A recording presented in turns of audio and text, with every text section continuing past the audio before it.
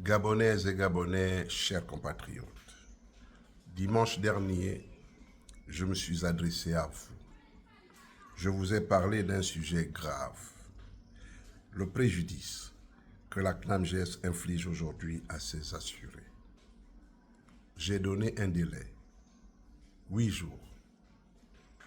8 jours pour corriger, 8 jours pour agir, 8 jours pour éviter le pire. J'ai également été très clair. À défaut, je saisirai la justice. Ce délai arrive à son terme jeudi prochain. Et aujourd'hui, je dois vous dire la vérité. Rien n'a été fait. Pire encore, la situation s'est aggravée.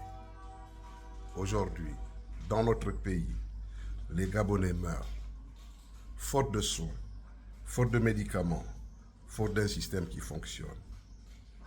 Aujourd'hui, je ne viens plus alerter. Je viens constater une faillite. Je viens dénoncer une faute grave, car les faits sont là. La CNAMGS continue de prélever, mais ne soigne plus. Elle encaisse, mais n'assume plus. Elle impose, mais n'honore plus ses engagements. Même ceux qui cotisent, même leurs familles, ne sont plus correctement pris en charge.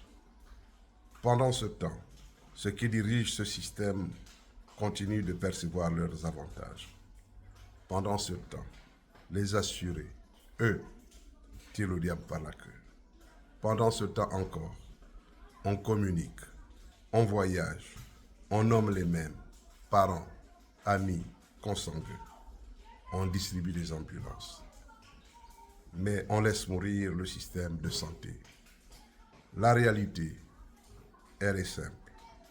Des médecins sont écartés, des pharmacies refusent de servir, des traitements sont interrompus et des patients, nos compatriotes, sont abandonnés. Les maisons des pompes funèbres prospèrent. C'est un scandale. C'est une rupture du pacte social.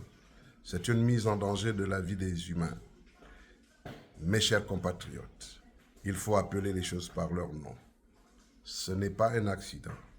Ce n'est pas un simple dysfonctionnement. Ce n'est pas passager. C'est une dérive. Et une dérive, ça a des responsables. On ne peut pas gouverner sans rendre des comptes.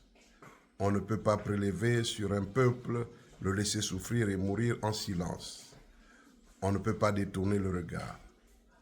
Pendant que des vies sont brisées, pendant que certains parlent d'autres sujets, le FMI, le Code de la nationalité, la loi des finances rectificatives, la commission justice, vérité et réconciliation, les visites humiliantes des cités et palais en construction par des pères et des mères dont la plupart est affaiblie par l'âge et la maladie, pendant que d'autres font preuve d'un manque de courage, obtus pour assumer les choix discutables, chercher des excuses, trouver des boucs émissaires et des prétextes, traiter avec condescendance et humour des compatriotes qui dénoncent opportunément des faits documentés.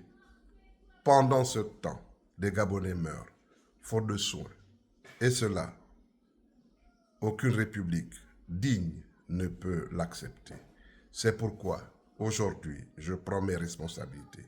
Dès vendredi prochain, une procédure judiciaire sera engagée contre la CNAMGS et contre tous ceux qui, par leur décision ou leur inaction, ont contribué à cette situation.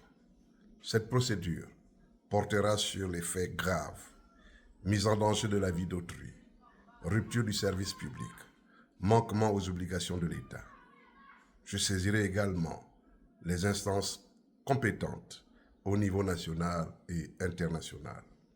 La vérité doit être connue, les responsabilités doivent être établies, mais au-delà de la justice, il y a une exigence plus forte, la responsabilité politique. Ce pays ne peut plus vivre dans l'impunité, sinon la Ve République n'est qu'un slogan creux. Ce pays ne peut plus vivre dans le désordre organisé, sinon il n'y a pas eu le 30 août 2023. Ce pays ne peut plus accepter que la vie de ses citoyens passe après tout le reste. Sinon, il n'y a pas eu rupture, mais autre chose, et chacun peut déterminer cette chose. Gabonaises et Gabonais, un peuple conscient de ses droits n'est jamais faible. Un peuple conscient ne subit pas indéfiniment. Il se lève. Un peuple digne exige des comptes. Je vous appelle donc calmement, fermement, dans le respect de la loi, à refuser l'inacceptable, à exiger la vérité, à défendre votre droit fondamental à la santé. Pour ma part, je ne reculerai pas, je ne me tairai pas, et je vous le dis sans détour. Ce combat est un combat pour la vie. Et face à un combat pour la vie, il n'y a ni compromis ni silence possible. Je prends désormais toutes mes responsabilités. Je vous remercie.